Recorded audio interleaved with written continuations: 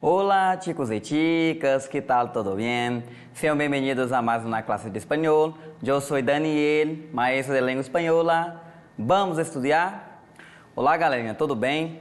Hoje nós vamos trabalhar aí, tá, com o nosso Resolve Enem 1. Nossa aula de hoje, galera, vai dar continuidade, né?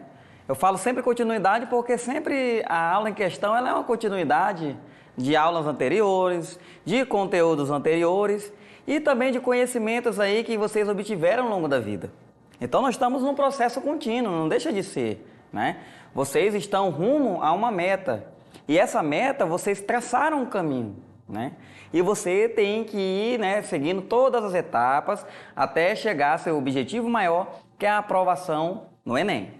Galera? Então vamos manter o foco, vamos manter o estudo, vamos manter nosso cronograma, né? Estudar todos os dias, não esquecer, largar o celular, largar a cama, né? Quem quer vencer na vida tem que fazer um esforço. Então, galera, hoje a gente vai falar sobre informações explícitas, né? A gente já trabalhou em aulas anteriores com a informação implícita, né? Ah, professor, por que o senhor sempre começa pelo mais difícil? Eu acho que se você começa pelo mais difícil, o fácil vai ser tranquilo, né? É claro que se o fácil ele for um pré-requisito para você compreender o anterior, a gente começa por ele. Mas nesse caso aqui, né, galera, a gente sempre trabalha com os dois juntos, né? Porque quando a gente se depara com um texto, a gente tem ali, né, vários elementos dentro daquele texto. Elementos de coesão, elementos de coerência, elementos gramaticais que também garantem coesão e coerência. E a gente vai explorando as partes do texto, tá? Então, a gente, ao ler, né, e compreender, porque não adianta só ler sem compreender, né? Eu falei em aulas anteriores que a inferência, ela é a cereja do bolo, né? É quando você compreende, é quando você interpreta. Então, quando você tem ideia, né, você consegue associar aquilo de maneira lógica, coerente, você vai deduzir tranquilamente, né? Então, é a cereja do bolo, tá? Então, hoje, nós vamos trabalhar com aquilo que é um pouco mais fácil. Mas, na língua estrangeira, pessoal, eu sempre digo, sempre tem um elemento a mais. Por quê? Porque não é uma língua que você tem contato com ela diariamente, né? Não é a sua língua materna. Então, não é porque está lá no texto que você consegue identificar de cara. Por quê? Porque muitas das vezes você não sabe a tradução da palavra, né? Porque quando eu falo explícito, é algo que está lá, é Ctrl+C, Ctrl+V, né? É tipo assim, ó, João foi à feira. Eu pergunto, quem foi à feira? Você vai dizer, João, tá aqui escrito, né? João foi à feira. Não pode ser Maria que ter ido à feira aí, né? Então, a gente tem isso, né, na língua portuguesa, que é uma questão tranquila, é um descritor tranquilo. Mas na língua estrangeira temos, né, os códigos diferentes, né? Então o código não é o mesmo da língua portuguesa. Então a gente tem que ficar atento também, tá? Porque nem sempre aquilo que está claro e explícito para mim vai estar para você, vai estar para o seu colega, né? Cada um encara de um modo aí, né? Cada um traz consigo para a prova aquilo que estudou, aquilo que aprendeu, tá? Então vamos lá, né? Slide na tela.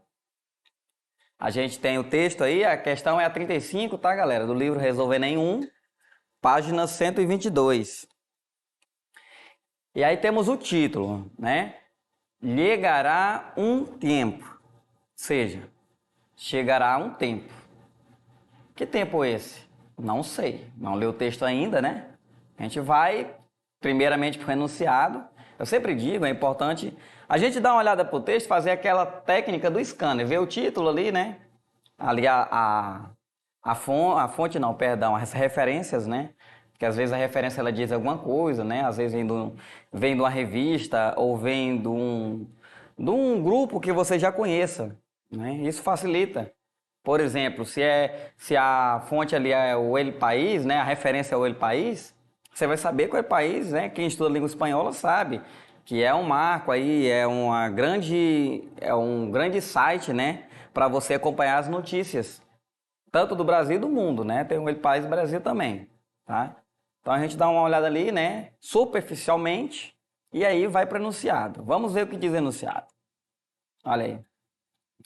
Pelo que se percebe no cartaz, chegará um tempo, aí, né, tem ali o que tempo é esse? Aí tem as alternativas, em que os seres humanos se contentarão com a matança de um animal como um crime. Letra B, em que os homens verão o assassinato de um animal como agora vem o de um homem. Letra C, em que os seres humanos serão os reis das bestas. D, em que os animais valerão tanto quanto os seres humanos. E a letra E, em que os homens serão frutos de sua brutalidade, né?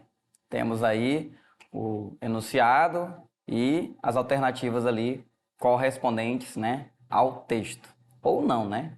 Porque se vamos procurar aquilo que está explícito, que está no texto, uma vai estar, outras não, tá?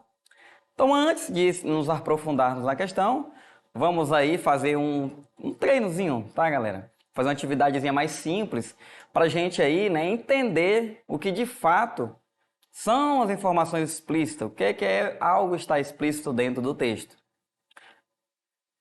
Então, de acordo com o nosso dicionário aí, né, dicionário.com.br, a definição para explícito é aquilo que está expresso, né, sem dúvidas e nem ambiguidades.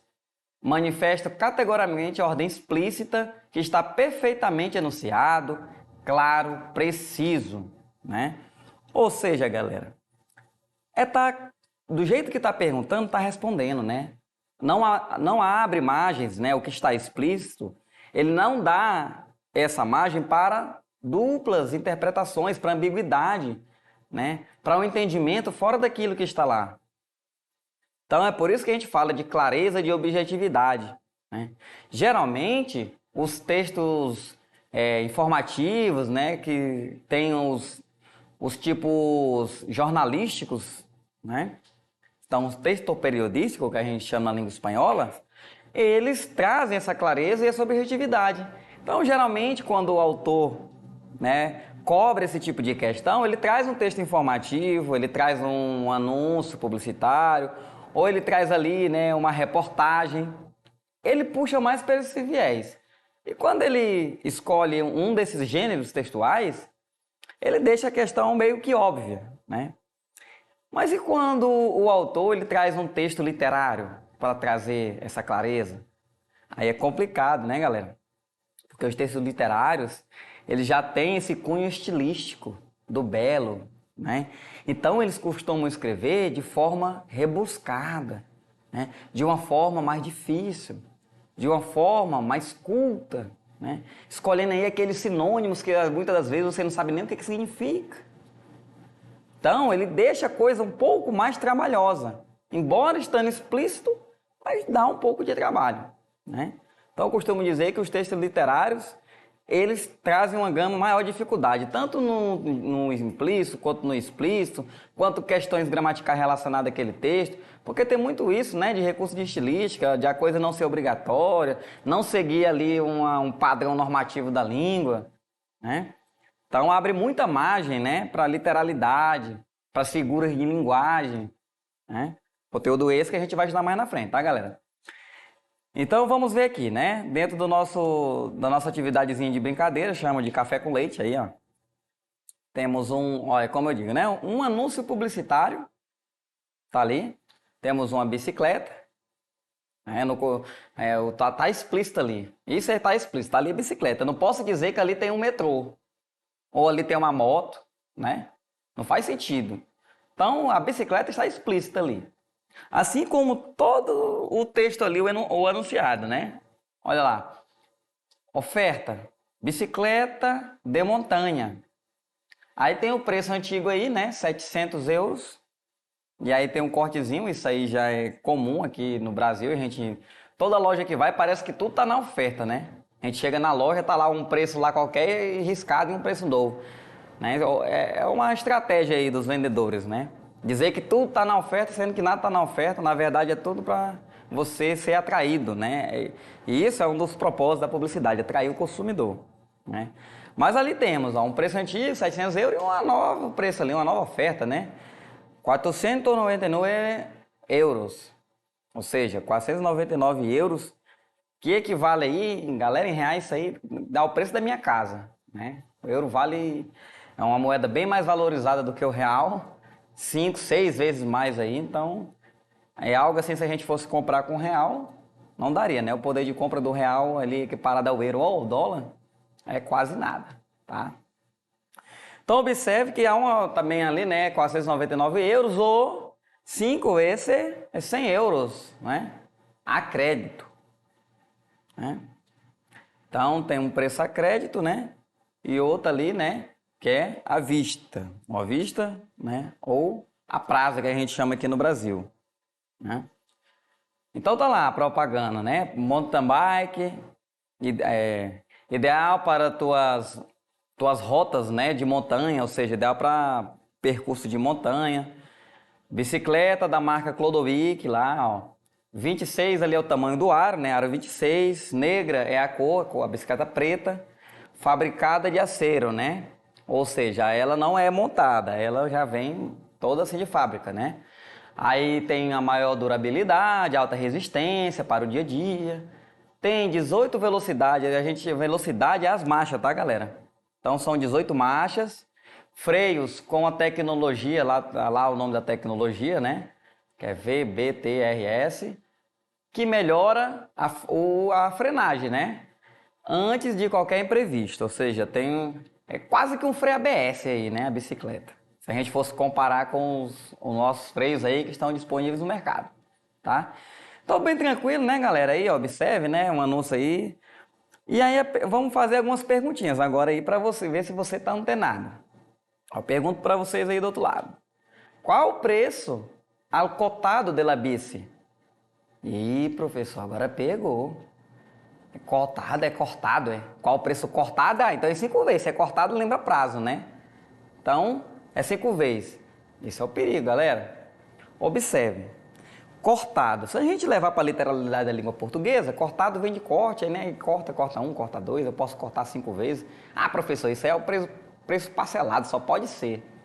Errado, galera. Cortado quer dizer à vista, tá? Cortado é uma expressão idiomática da língua espanhola que denota você pagar na hora, no cash, ou no Pix, ou no dinheiro, né? Não tem negócio de prazo, não.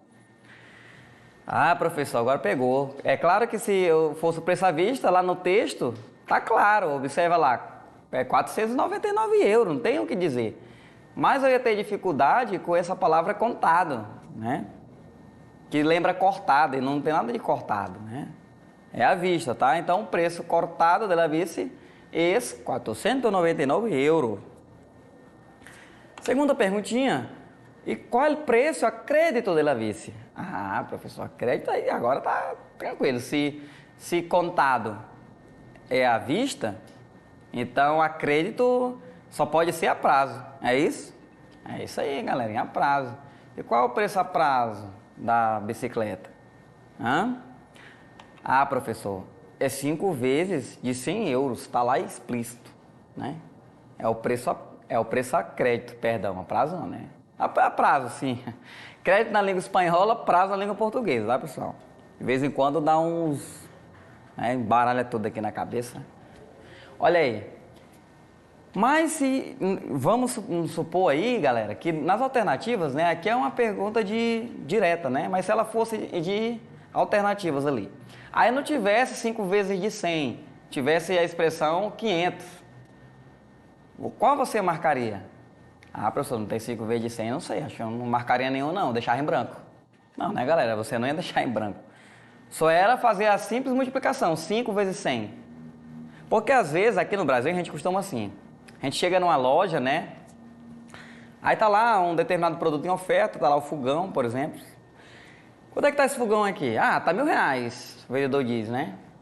Aí eu digo, e a prazo? Aí ele vai dizer, ah, tá 11 vezes de 100. Mas qual é o preço dele a prazo mesmo, que dá no total, né? Ou seja, as 11 parcelas de 100, dá quanto? Ah, dá 1.100. Ah, então sai mais caro que à vista, né? A gente faz essa comparação.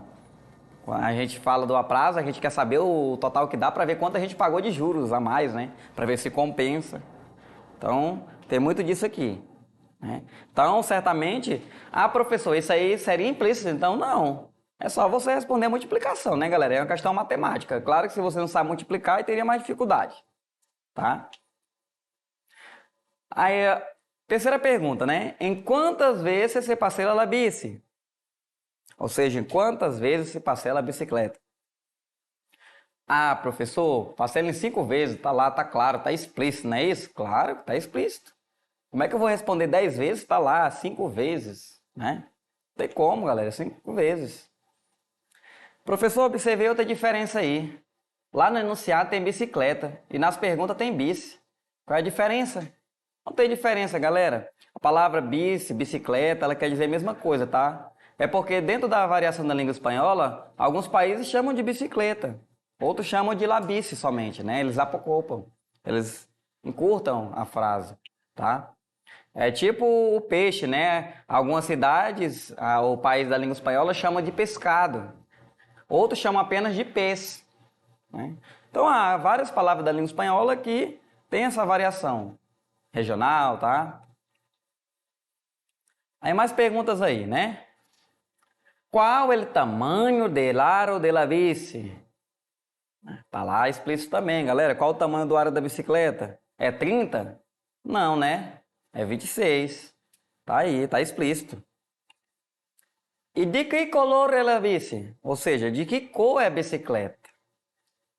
É amarela? É vermelha? Não, né, galera? É de color negra, de color preta, né? E para finalizar nossa atividade de café com leite, quantas velocidades tem a bici? Ou seja, quantas marchas, né? Então tá lá também explicitamente, né? Não é 20, não é 30, são 18 marchas. Então, galera, observe essa atividade nossa aí bem tranquila, né? Só para despertar em vocês aí, né? Esse senso de identificar, né? Essa habilidade aí de você achar fotografia, tipo coloca aquelas atividades que a gente fazia na primeira etapa do ensino fundamental, né? Que coloca lá um monte de gato numa das imagens, aí tem um cachorro lá perdido no meio aí. Acha o cachorro. Isso, pessoal, são os primeiros contatos que a gente tem com a, com a inferência, né? E com a explicitude, tá? Ou seja, algo que está explícito ali, mas tem tanta informação, né? Ou seja, tem tanto gato no meio ali que você achar um cachorro fica quase inviável. É a mesma coisa que um texto. Tem tantas palavras ali na língua estrangeira que você não conhece, que muitas das vezes você achar uma informação ali fica meio complicado. A gente tem que pegar a lupa, né, e procurar. Mas é mais ou menos assim que a gente faz a questão, tá? Então vamos lá, voltando para o nosso texto. Então tá aí o enunciado de novo. Pelo que se percebe no cartaz, chegará um tempo que o quê? Né? Aí a gente pega aqui no texto, né? Então vamos ler um pedaço do texto aí, né, galera? Então chegará um tempo, ali está dizendo, né, em que os seres humanos se contentarão com a alimentação vegetal e considerará a matança de um animal como um crime. Olha aí, já está no primeiro parágrafo ele, né? Considerará, galera, lembrando, ó, a matança de um animal como um crime. Um crime o quê? Um crime igual o assassinato de um ser humano. Pronto, ponto. Ponto continuando ali. Não preciso ler mais nada, galera. Na primeira parte do texto, ele já está me dizendo que vai chegar um tempo em que matar um animal será igual matar um ser humano. As penas serão as mesmas, né? A visão social será a mesma. A atribuição de valor serão as mesmas entre um ser humano e um animal. Vamos ver se tem alguma alternativa nesse caminho? Vamos ver aqui no texto, né? Olha aí. Então vamos ver, né? Olha lá, alternativa A, de cara. Em que os seres humanos se contentarão com a matança de um animal como crime? É isso, galera? O ser humano vai se contentar com a matança do animal? Não, galera, é o contrário, né? A letra B, em que os humanos verão o assassinato de um animal como veio de um homem. Oh, exatamente. Eles vão colocar na balança e ambos terão a mesma proporção, né? É isso que o texto me disse ali no começo, no início. Então, galera, essa alternativa B, ela é a correta. Mas, professor, já marco de cara? Não, vamos ver os erros das outras, né? C, em que os seres humanos serão o rei das bestas. Ah, professor, pensa que os seres humanos é o rei da besta, então é essa daí. Não. Aqui é o que está explícito, no texto não fala nada disso. A D, em que os animais valerão tanto quanto o ser humano. Opa, valerão. Essa daqui, né, deixaria em dúvida. Mas, se a gente entender que eles só serão equiparados por quesito de valor, tá até correto. Mas não é o que está explícito, galerinha. Agora, se a questão fosse de algo que está implícito, eu poderia entender isso. Que eu só consigo dizer que matar um animal é crime, galera, a partir do momento que eu atribuo o valor de um ser humano àquele animal. Então, isso daí não deixaria de estar errado dentro de um contexto de inferência, né? Ou de interpretação e compreensão. Mas quando a questão se trata de algo que está explícito, e no texto não tem nada explícito dessa maneira aí. Está dizendo que chegará um tempo que a matança de animal será igual à matança de um homem. Está lá, na primeira parte do texto. Então, entre uma certa, galera, entre uma certa, né, e uma mais certa que a certa, eu fico com a mais certa que a certa. Porque está no texto. Porque a questão já me disse, né? O conteúdo aqui está claro, tá? Então, essa letra D aí, né, ela seria por uma questão de inferência. A letra E, em que os homens serão fruto de sua brutalidade. Né? É uma questão também de interpretação, né? Lá poderia caber aí, ou seja, dentro da inferência, várias questões aí caberiam, tá? Mas nosso caso aqui não, nossa alternativa correta mesmo, letra B, Ctrl+C, Ctrl+V do texto, sem mais delongas. É isso, galera. Chegamos ao final de mais uma aula. Não esqueça de acessar a plataforma Eduque. Hasta luego!